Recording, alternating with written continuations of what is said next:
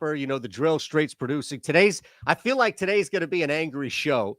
Maybe not on purpose, but it's going to start out with maybe getting things off our chest and ultimately end with a rant. Now, each of us rants a little different, which I think makes this show fun for anybody out there. We appreciate you in here. Hit that thumbs up immediately. We'll tell you all about what's happening. But Eli, you told me a little bit of where you wanted to begin. UFC news that's definitely close to your heart. I've got something in the NBA that I have to say. Oh, I know.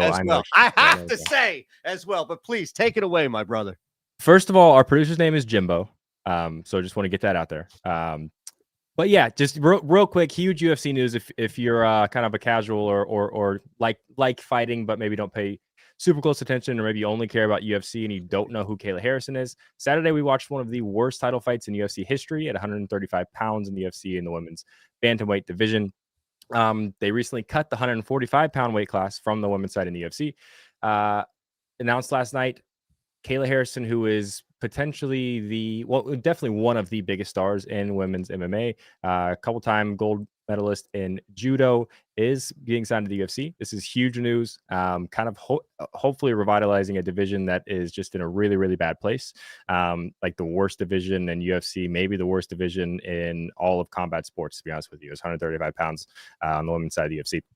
So huge news. She's going to fight Holly Holm at UFC 300, who she's going to probably run through. Only concern here for me is last time Kayla Harrison fought was at 150 pounds. I think she competed in the Olympics at like 170 pounds, and she's got to cut and make 135. So going to be really interesting to see how that weight cut goes. But this is a dominant fighter with a lot of star power, who I'm very, very excited to see fight in the UFC and hold a belt. Hopefully this year. We'll see what happens. What's been the delay?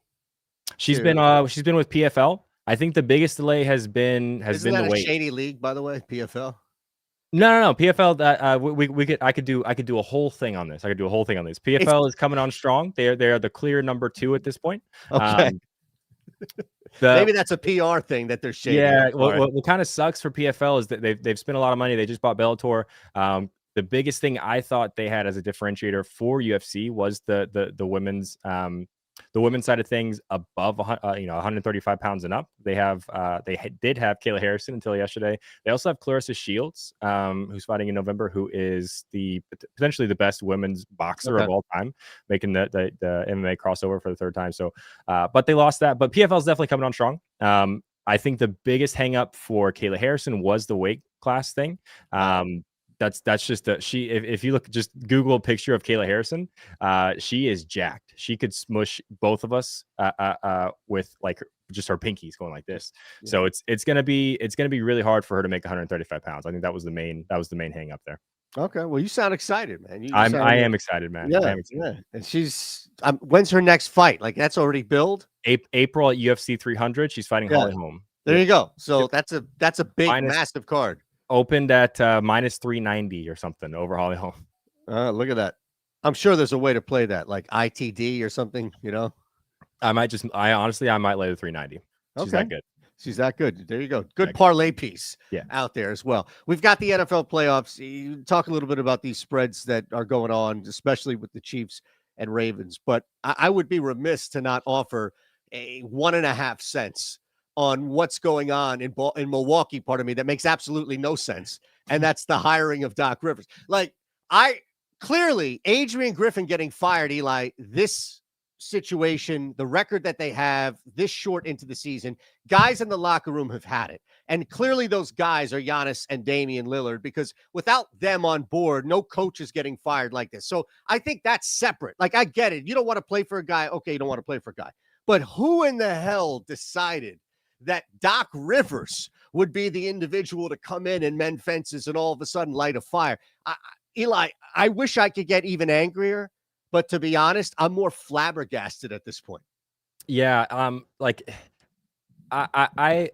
understand that a change needed to happen. I was on our shows all last NBA season with Nick Larson, who is a huge Milwaukee Bucks fan. I was saying, like, this Bucks team is fraudulent. Like, when I watch them play, they have like no offensive identity aside for, hoping Giannis gets out in transition or can just, be better than whoever is guarding him. Like, there's no offensive identity.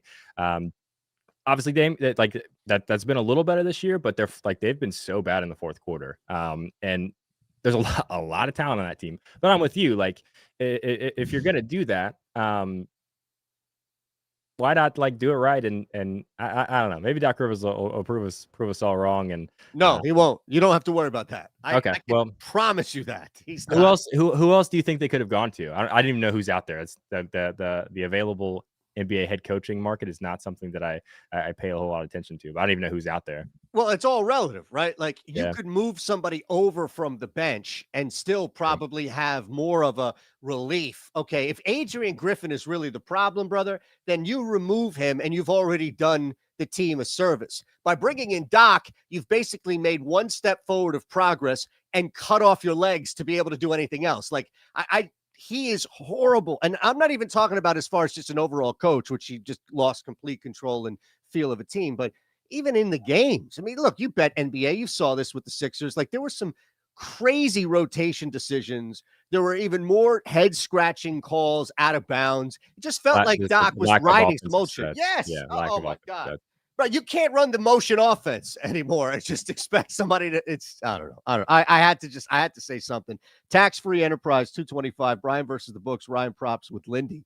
I was about to respond to that. That could be those three would do well together. Like I love watching Lindy's content. Lindy is hilarious. Very, very good at what he does. Check out those videos on the Odd Chopper channel. Every night, I think. Not only is he good at gambling, but he makes really, really good content. And he just seems like the type of personality that would fit with Ryan and Brian, who do a hilarious show every Monday night at 5:30 on the Goldboy channel. So check that out too. And real quick, Jack, I don't know what you're trying to get me on a big rant there talking about UFC or talking about WWE streaming on Netflix. I don't care. I don't watch WWE. I already pay for Netflix. This whole thing of I could go on forever, and I'm not going to. Right. Yankees play what is it, 160, I think, regular season MLB games, right? I like to watch 160 of those games. I like to watch every single one. 162. Maybe not 162. That's what I said. Yeah. Maybe not full focus for all 9 innings, but I like to have every single game on my TV. Whatever else I'm doing, right? In order to do that, already I have to purchase the MLB package, obviously. There are games on like Fox and other local specific. So YouTube TV, DirecTV Plus, whatever that's 2. The Peacock exclusive Sunday morning games, the Apple TV Friday night games. What else is there? There's more. There's like 2 or 3 other ones that you have to pay for just to be able to. The Prime Video, I think, has exclusive now. So we're talking about like 6+ streaming services that I have to pay for to just watch my Yankees play baseball. It's like, why can't I just go to my grandpa always had the DirecTV on his satellite. He had paid whatever it was a year for the MLB package, had every single game on his TV. Yep. That was it. I hate this. There's no going back from it. I sound like I'm 60 years old at this point. But this is pissing me off. I hate it. I love it. This is a rant show. So whatever I told you. Chad, try to get us started on some other rants. I'm down. This might be a 2-hour show, James. Sorry about that. This is like what do they used to call that? What was the show? Drew Carey was on it. Ryan Stiles was on it. I think Wayne Brady was on it. Whose line is it anyway? Whose line is it anyway? Yeah. Right. I mean, you can just throw rant topics out, and between Eli and Eytan, I'm sure one of us will be able to handle it by all means. All right, Chiefs at now 4. You haven't placed a wager. You have not placed a wager at all this weekend, correct? Like that's an accurate statement as far as that is an accurate statement. Okay. We were first of all, let's brag a little bit. I was on the Chiefs plus 3.5. You took the alt spread, what, minus 3.5, minus 2.5, minus 2.5. Yep. We both won. You made more money than me. Whatever. Right. I tweeted out Monday morning, and I was mostly just kind of trolling, and it was a joke because it was pretty sweaty. I was like, that was the easiest bet I ever made in my career, right? Easy in the sense that I did zero research. I looked and I saw, it's like, hey, I think the Chiefs are a better football team than the Bills, and you're also giving me 3.5 points for Patrick Mahomes in the playoffs. Like that's very easy. I'm not gonna overthink it. I'm just hammering. That's what I meant when I said that was the easiest bet of my career, and I think it was. I tweeted that out. I triggered so many people. I have no idea why. Did you bet more, Eli, if it was the easiest bet of your career? Some guy was like, why didn't you put $1 billion on it? Well, exactly. Because I'm a responsible gambler and I stick to unit management and I manage my bankroll.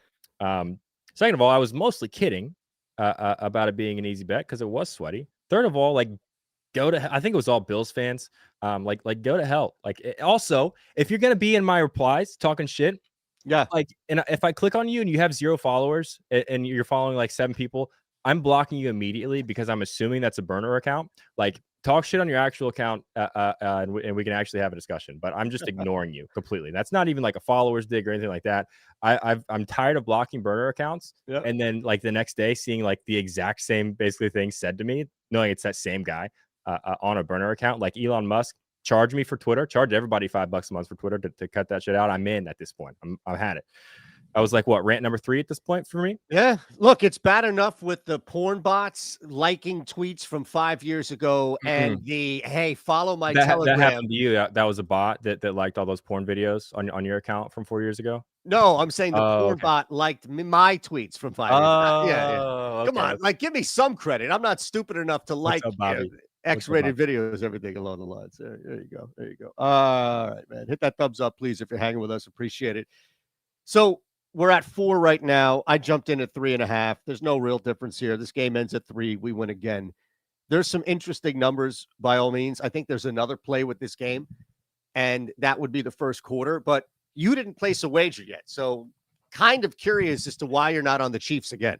So I like 3.5, like, and I know you said it was the same thing. 3.5, I was on the fence. 4, I might actually do, and here's why: because it was like that entire fourth quarter, Sunday. Well, the whole third quarter and like the whatever for a long time Sunday during that game, I was like, they're gonna lose by 4, aren't they?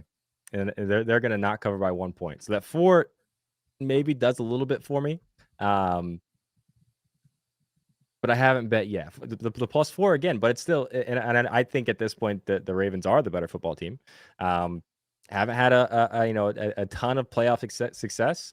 Lamar Jackson is incredible, and He is. for all the love and the praise he gets, I think he's still an underrated quarterback in the NFL.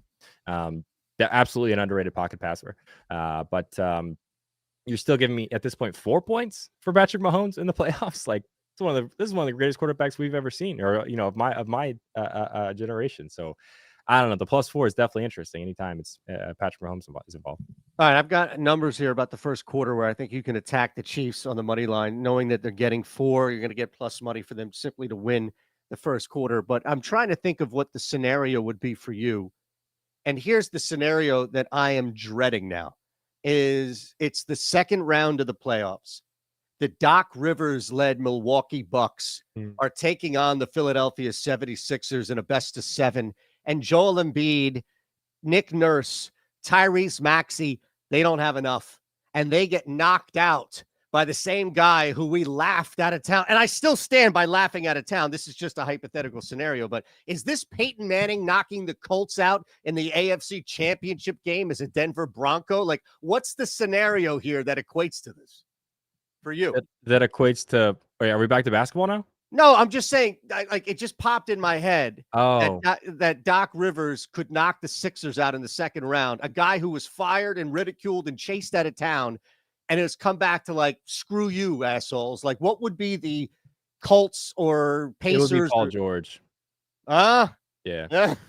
Okay, there you go. I'm just curious. It'd be Paul George. There you go. Not that we ran him out of town. He said he wanted to be here forever, and then 2 months later, he was demanding a trade to get out of here.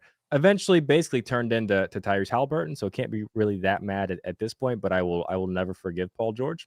There's been some traction on Twitter about him wanting to come back here and play for the Pacers. I'm like, I guess the only person that I'm just like, no, I'm all the way out on that. But yeah, if Paul George, if the Pacers were like all the way back and contending and lost to the Clippers or whatever, whatever team Paul George happens to play for, after he runs away from whatever team he's currently playing for, if Paul George were to knock the Pacers out in the finals, that'd be it. That'd be bad. Okay, that's why I asked. Just trying to picture what it would be like for you. So here's the thing. First quarter last week, you take on the Houston Texans in a game that had wind and a lot of other shit involved. The weather was clearly impactful in that game. But I couldn't believe this. First quarter points, the first quarter points that Lamar Jackson has scored in his playoff career. came against Houston in a game that Houston was essentially neutered because of this weather, and Baltimore was in their comfort zone with the football. So it took that extreme in order for Baltimore just to put up first quarter points for the first time under Lamar in the playoffs. On the flip side, guess what? Patrick Mahomes has led the Chiefs to points on the opening drive 7 straight playoff games. 7 straight. Eli, this isn't a trend. This is reality. I'm taking the Chiefs to win the first quarter on the money line. You know, you just I'm gonna see if the market's up yet. Hang on before I get too crazy. Because you just sparked a little First TD? Here. Not that. Okay. It's way more degenerate than that even. Yes. Because cook it. Here we go. Score on first. Come on, let me see. It looks like it's not up yet. DraftKings offers score a touchdown on the first drive. What is this one? First team touchdown score. No. What a find! It looks like it's not up yet. It might not be up till like Friday or Saturday or something like that. But what subcategory is it under? You could definitely talk me into Rashee Rice to score a touchdown on the first drive. Just take him first TD at this point, right? Nah, because you're going to get way better odds. You can bet him to score on the first drive as opposed to just first TD. Yeah. So he is. Where is that? Under it's not posted yet. Oh wait, first drive. Maybe it is. Yeah, first drive. First drive results. Chiefs punt, field goal, touchdown plus 285. Yeah, but I'm looking for. You can actually bet a guy to. Well, they have offered it. Maybe they don't offer it anymore. This season they were offering. You can bet like to catch a pass on the first drive, or Rice is a single player to. Oh yeah, keep Chiefs first drive touchdown score. Rashee Rice is plus 1,200. There you go. Like that number. You don't? I was hoping it was going to be higher, but I'll probably still play it now that he's the same number as Kelsey, 12-1. Look, you also have to worry about Pacheco clearly on the ground. Yeah, monster. Plus 850 for first TD or Rashee Rice. So at that, I was hoping it would be like closer to 2,000, but they, I guess, know what you know. So it's in FanDuel now. I don't know. I actually like we did so well on the first drive catch market this season that like DraftKings destroyed the odds. So Travion, where is that on FanDuel under? I imagine TD scores. No. Is there a first drive category? Because it used to be like early in the season, they would FanDuel would post like first drive catch markets, but not until like an hour before kickoff. I don't see it. Quick look here. All good. I'm just saying, as far as I love it because this number comes back and you start to think, all right, the circumstances of last week, even in a gut game that the Chiefs had to squeeze out, you still saw the same consistency in the first quarter, even with all the issues. And that I think speaks to Rice because they're not just doing like, granted, Kelsey's going to have a big day just because he is, but I love it. Any thought? I really don't have a feel on this second game, to be honest with you. I know we have some golf and some NBA to hit before we get out of here, but there's nothing that super jumps out to me right away. I did place the same game parlay, by the way, for the Chiefs Ravens. I want to get to that. But do you have anything on this game here, this Lions Niners game? Nothing jumping out. Is this almost like a buy low spot for the Niners here? Because I mean, yeah, they won the game. They looked good, but like maybe they didn't look as good as a lot of people expected them to. I mean, they're outgaining. So I know they've been a little shaky. And look, you count that game at the end of the year for whatever because guys sat, but they've outgained opponents in 4 straight games. Yeah. Detroit has not. Taylor Swift a little weird. Cam. Yeah, I was going to say chat's getting a little weird, but I don't know. Yeah, well, hold on a second. 7 for the Niners almost seems interesting, even though it's 7. But would you rather see Taylor Swift's feet or Jason Kelsey's chest? Let's just move on, I think, from that question. Line 7.5. Odd shopper, if you can get it. Shop your lines because it is it's. I don't see 7.5. -7 on FanDuel, and then the Chiefs are 3.5 on FanDuel as well.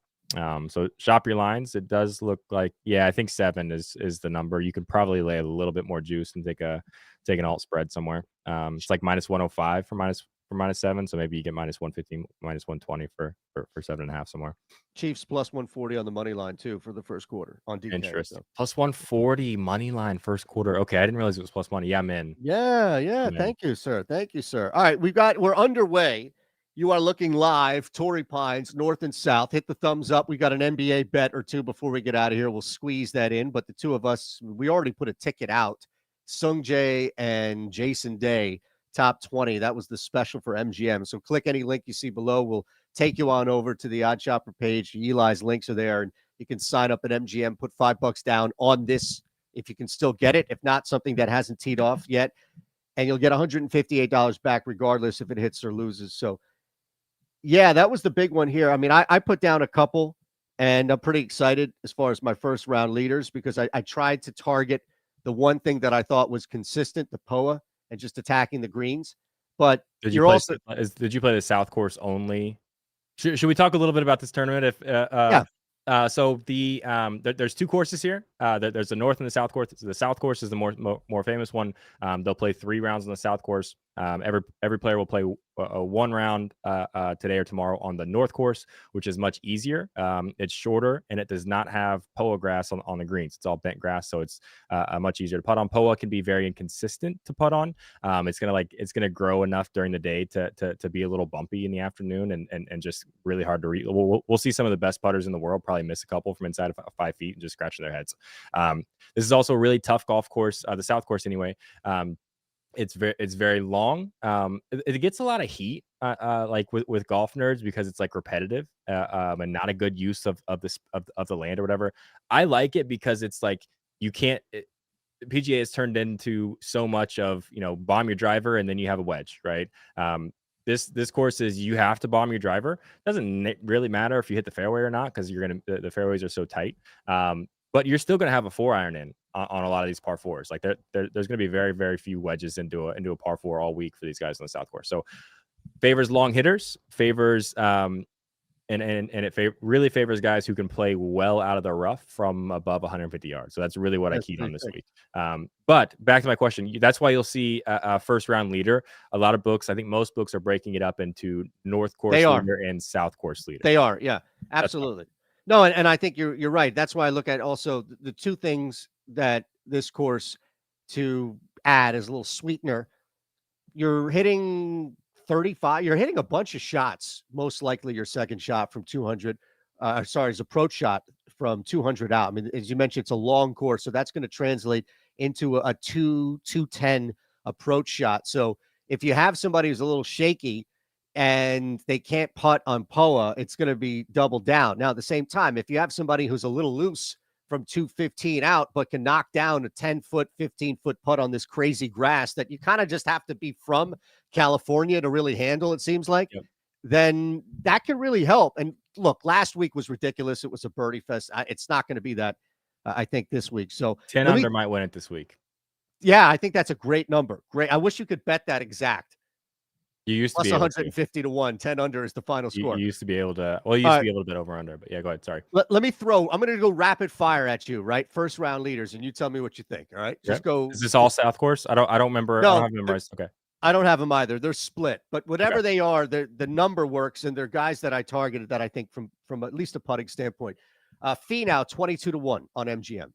That's a good number for Finau. It's almost like when it actually causes me physical pain to watch him putt the golf ball right now because like the way that the toe of his putter is up in the air. Have you watched him putt recently? Yeah. How he's changed that? What it's is like, that? That's I know it's how my neighbor is one. He's a older retired guy. He's like honestly he's like one of my best friends. My main golf partner. That's how he putts. That's how like I see all the old guys at your local Munich course. You're gonna roll up and they're probably gonna have they're gonna be hunched over like that. They're gonna have their putters.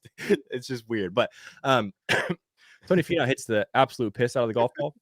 And the greens are inconsistent enough, and he's actually been putting it pretty well. That I don't know. Yeah, I like it, especially Figula 25 to 1. I'm on him to win. I'll tell you why here in a minute. He is starting on the North course. I do know that. So I don't love him as much on the North Course. That's the only literally the only reason I didn't play him for first round leader. But yeah, I think he's gonna win the tournament. And that's built in, I'm sure, to the 25-1 number that you get there. Taylor Pendrith, 45-1 MGM.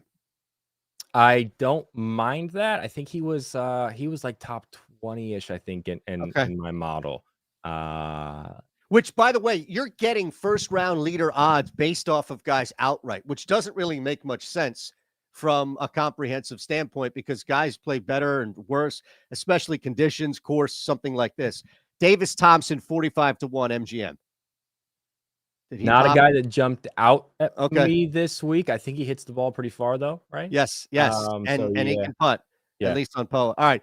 DFS special here, but I also put the 40-1 on MGM. Michael Kim. Love it, actually. I don't know what course he's starting on, but hey, he looked good last week. He's driving the ball better. Like he'll have months where he just can't hit the ball off the tees. Nice. He's hitting the ball better. He made everybody made a lot of birdies last week, but he was putting the ball pretty well. I don't mind that at all, especially at that number. Two quick ones here. They're both on DK now. Xander, 14-1. Luke List, 35-1. I just took the best number I could find on Xander, to be honest with you. Yeah. So List is another guy that jumps out. He's won here. He's won here in the past, right? I believe so. Yeah. Yeah. He's won here. Also hits the piss out of the golf ball. That's fine. I tweeted out earlier. Somebody asked me for something to use the MGM boost on. I said literally anything you want for Xander, other than win outright, because I think Theegala is going to win. But yeah, I think Xander's going to have a really good week too. All right, so you tell us why you think Sahith is winning this sucker. Yeah, so I won't get too much into the weeds. Talk a little bit about the course. It is going to be wet, but Theegala's driving distance in his last 12 rounds is 303, which is like top 20 in the field. His greens in regulation from the rough, which is important for reasons I mentioned earlier about the course. 37% top 20 in the field. The big one from me, his proximity to the hole from the rough above 150 yards is 53.54. I think that's feet, which is like fifth in the field. So you combine all that with the driving distance, the strokes gain, and all of that. He plays, collectively as good or better from the rough than anybody in the field. Basically, to get, I got him at 40-1. I think he's down to 30-1 now. But to get a combination of those stats similar to how he plays in the rough, you have to pay, the like prices for Xander Schauffele, which is 9-1, Patrick Cantlay 11-1, and Morikawa 12-1. All those guys kind of have similar numbers like that, and you're getting double the number here. And I think he grew up in the area. He putts well on Poa, which you mentioned too. Yeah. I think he has a third place here or something like that coming in. Played well in Hawaii. So I just I wanted to sprinkle a couple other of outrights. I think Minwoo Lee's gonna have a big week too. But I don't know. It's just a gut feeling on Theegala this week. I love it, man. Short game also important. Sorry, real quick. Go. This is like if you're not super familiar with Theegala, he's almost like if you take Jordan Spieth's short game and then give him a bomb off the tee. And that's really important also on this course because the greens are so small that being able to pitch the ball pitch and chip the ball up close is very, very important because you're going to miss greens here. You're just going to. So the ability to walk away with a 4 instead of a 5 or a 6 with that short game, combine all of those things. Unless he lays an egg, he's going to be right there Sunday. Awesome, man. Anything else you have on here? My outrights. I've got some 3 balls for today. I got Schauffele at plus 150. On ESPN bet. I took Sung Jae in at plus 135 on ESPN bet. Yep. Nikolai Højgaard at plus 125 bet MGM. Tyler Duncan at plus 160 on FanDuel. Those are all 3 balls for today. Nice. I like that. I tailed you on Theegala. I've got Sung Jae to win, Finau to win. And I'm bound like every week. System bet, you call it. Me is just torture. I have to bet Eric Cole to win. Otherwise, he'll win. It's super weird, man. I sent you, I texted you, he came up as like second or third and kind of the first one. I did some adjusting and he fell down, but But then you look at his history on this course, and it's just awful. It's just really, really bad. Tough to back. But that would be, of course, that would be the one. All right, brother. Anything you have outside of what we talked about? A couple of NBA plays or two. I already took the under in this Memphis-Miami game. It's 214. You can find that right now in Odd Shopper on DK. I got it at 213.5 late last night. I'm fine with that. Feels like a spot here, especially tuning up for Boston, pardon me, and knowing that Miami is clamping down on games before that. So I jumped on the under here too. I can't anticipate this moving much, and I just don't know how much you're going to get from Memphis offensively either. Yeah, something I'm keying in on, and again, I've just basically been not placing NBA bets until lineups come out because of all the weird things that happen. Yep. We have a Pistons and a Hornets game that we can actually bet on because hopefully it's going to be blowout proof because they're playing each other. And I think I'm going to really like Brandon Miller over 17.5 points. He kind of during LaMelo's injury, he really kind of grew into the offense and kind of staked his claim as, you know, a piece of that offense that's important. Something really, really interesting that stuck out to me is his points per game. It goes up like half a point with LaMelo in, which is interesting, right? You know, you would think, you know, Melo coming back takes a lot of shots away from his ability to, you know, post a high volume, but not really the case. What really jumped out though is in games without LaMelo Ball, he is shooting 40% from the field. Okay. And I did take away that there was a few games where he played like, you know, 10 minutes, 11 minutes. I took out any games like under 25 minutes, basically. 40% from the field in games where Melo does not play. That jumps to 49% in the games that he does play with LaMelo Ball. So whether it's, you know, Melo finding him for an open shot, or Melo drawing more attention from the defense, and he gets a much better shot selection with LaMelo Ball out there, coming in with 3 straight games over 20. So I'm probably going to play the 17.5 and then a 20 plus for Brandon Miller. Nice. I love it. That's all I got too. So, you want to hit the parlay builder before we get out of here? Let's do it. All right. So if you're here, we'll head to Odd Shopper again. Goldboys.com. You can follow everything going on there at Eytan and Eli on Twitter at Shander Bets. We got to update that one so I can move people off of my stupid account that's just making fun of the Philadelphia Eagles and get people funneled in on betting stuff, right? So at Shander Bets for me is the best place. And then again, subscribe here. Head on over to the Gold Boys YouTube channel, subscribe. I want you kind of involved in both. So when you see a face, if it's Brian versus the books or if it's Eric Lindquist, you're not like, who the hell is this guy? Like I'm sure a lot of you out there are when you pop in on stuff. So parlay builder, what state? Let's go to MGM. I got some updated data here. All right. We want rebounds and assists, my friend.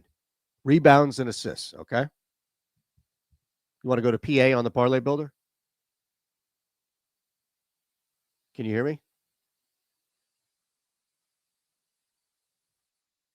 No, I meant Eli. Oh yeah, I can hear you. Yeah, PS. Oh, yeah. Sorry, yeah.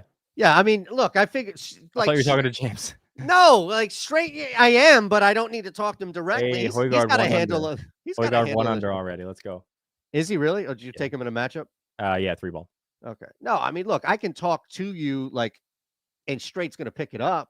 You know, he's on the ball here, so no, we need rebounds and assists, man. Rebounds and assists. Rebounds and assists. NBA assists, not hockey. I don't need Nylander in there for under a half assist. Right now, the top 2 plays that I see are going to be Nurkic under 11.5 boards and Giannis under 12.5 boards. Let me just double check. I don't think threes are what we want here. No, threes are like minus 1.87 ROI. The others are popping. I love the Giannis one. Okay. Cleveland allowing the 20. Cleveland just doesn't give up a whole lot of rebounds. They're allowing the second fewest rebounds to power forwards, 23rd most to small forwards, 17th most at center. So I love the Giannis under. All my numbers say he's going to go under his average. Last 30 days, he's averaging 11.5. So yeah, I'm in for the Giannis under. Nurkic, I don't love as much for that under.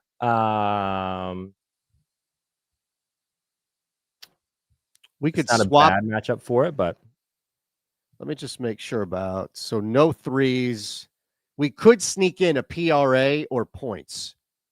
So Brooke Lopez. No, we're going to stay in that game. You could sneak in Jeremy Grant under 25.5 PRA instead of the Nurkic rebounds. Interested in that? Yeah, because Portland is awful. They are extremely bad. And what about what happened? What about an 8 and under? Just because he hasn't been trying. Do you see it? No. Let's see. I'm scrolling. All right. If you got to scroll that much, then don't worry about it. It could look, as long as it's plus EV, it's getting recorded. So to that point, it's not out. But yeah, let's do that. So let's add Grant and remove Nurkic. Pardon me. You're good with that? Yeah. Look, man, that's fine. I'll bet that plus 265 2-leg parlay. What do you think? That's better odds than I was expecting, honestly. On MGM. So, and you can use Eli's link. How about that? Yeah, djanalytics.com/betmgm. I love it, man. For $5 on this, you get $158 in bonus bets.